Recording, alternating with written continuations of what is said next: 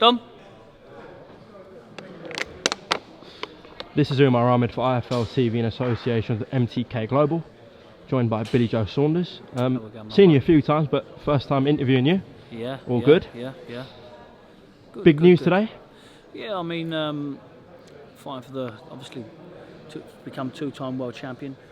Mine's got to be on it, switched on, be in good shape, and do what I do best, win. Has it always sort of been in the back of your mind that one day you're going to move up to 168? You know, if anything, I'd say I'm a natural middleweight, but I know I'm good enough to move up. Jimmy Tibbs always said I'm good enough to move up 3 weights from middleweight, and he's been around boxing a hell of a long time.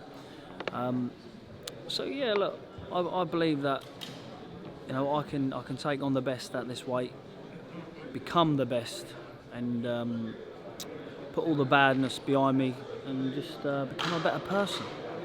Sounds good. I'm a better person. You was made mandatory for your old belt against Andrade, WBO at 160. Obviously that was there, so how comes you're not fighting for that? You know, different circumstances, different splits, different deal, didn't suit, but, you know, I get this, if I win this belt on the 13th, then that puts me in an incredibly strong position, because, you know, I can become mandatory whenever I want. Vacate the belt, move back down.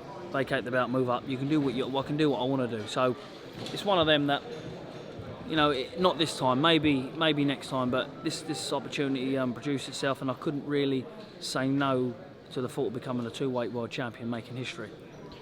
I'm guessing a factor in moving up also was, you know, you've got Callum Smith, DeGALE, EUBANK Jr., huge domestic clashes at 168. I mean, there's no guaranteed cert for me at middleweight, where, you know, I've got a deal with Frank Ron that there is certs and promises made what's going to be delivered. So, you know, at the middleweight division, I've been there, I've done it, I've beat them all, and I've beat the regarded as being the best, and I had no rewards from it. So I'm thinking, am I going over old ground here? But, you know, there's unfinished business left for me at middleweight, and I will be back. This Saturday, who are you picking? I am picking a James DeGALE win. Okay. I spoke to EUBANK Senior recently, and obviously they're planning to come through DeGALE. The fight they want next is you. And they said they want it at 160. Obviously, that probably won't happen now. Who would you rather win out of DeGALE and EUBANK now?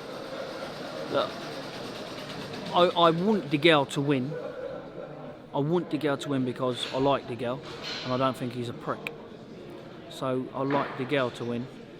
EUBANK can have it whenever he wants, when I'm good and ready, not when he's good and ready. You know, when I pick him out, I mean, he hasn't done anything just to start demanding fights with certain people. And let's forget about all he keeps saying, to bring money to the table. Yeah, we're all in it for the business, but would I want his money? Yes. Do I need it? No. You know, it's one of those that it will happen if it suits me and on my terms and conditions, not on then. And they're very hard to do business with. Maybe it's changed now. He's with AHMED. Maybe it's changed, but I've got a job to do on the 13th, and there's some big fights that I've been promised. And, you know, if he steps up to the plate and it suits on terms, then maybe it could happen. Do you believe Junior needs you? 100%. Junior needs anybody who's going to give him a payday, but anybody decent beats him. You know, he's in it for a good living. Good luck to him. I hope he earns plenty of money. That's one thing I never begrudge anybody of doing in this sport, because it's a very dangerous game. You know, any fight can be your last. If you come through April 13th and DeGALE come through this Saturday, you two, are you pals at all? Look, me and DeGale's on the same team. You know, people's mentioned about fights before. Me and him's been talked about the fight before. It can happen. Listen, people can put friendship aside and have it.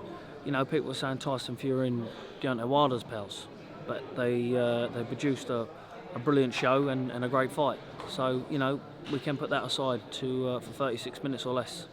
What would it take for you to go down back to 160? A Canelo or Golovkin, really? No, you know, I'm just opening new doors for myself at this weight. You know, I've undone the door. I get this world title, and it gives me a little bit more stamp and authority. for a few demands of some big fights at both weights. What did you make of Frank Warren on stage saying Canelo will never fight you? The truth is that without Frank going into it too much, Frank had a meeting with Golden Boy after the next day out of that, and my management, and they was not interested at all. They said that Billy Joe Saunders will never fight Canelo Álvarez over the styles. Just a couple more things, Bill. Obviously some sad news about Little Denver. Yeah, just a word on that, really. Just very, very deeply sad about the news. Been a bit difficult, listening and getting to know him, and then seeing this happen to him and seeing him deteriorate. Been in contact with the family and that all through it, and so this fight, really, what I'm having for him is going to be for him. Well, wish the family the best, obviously. Lastly, your good pal Tyson signed this new deal with ESPN, and it seems similar. Your story, obviously, we all know what happened with you last year. Weren't the best year for you. Tyson's been through his battles. Do you want to see the Wilder rematch next time for him? Do you know what?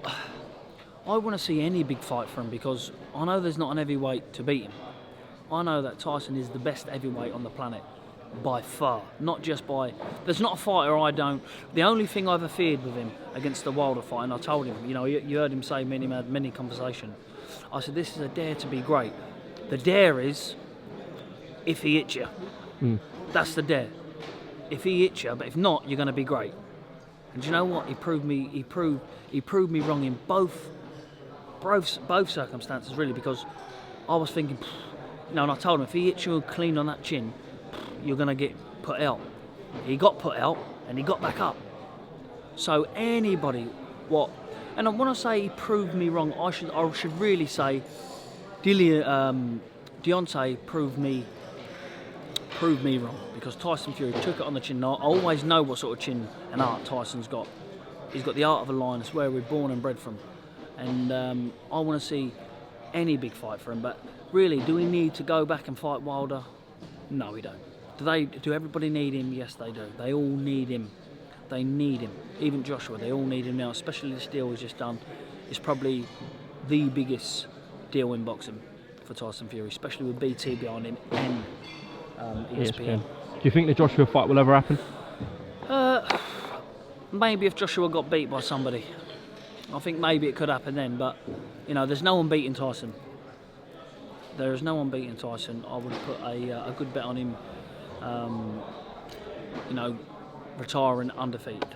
Listen, Billy Joe, best of luck ahead of April 13th at Wembley Arena. Thank you very much. And thanks for talking to IFL TV. Good man, thank you.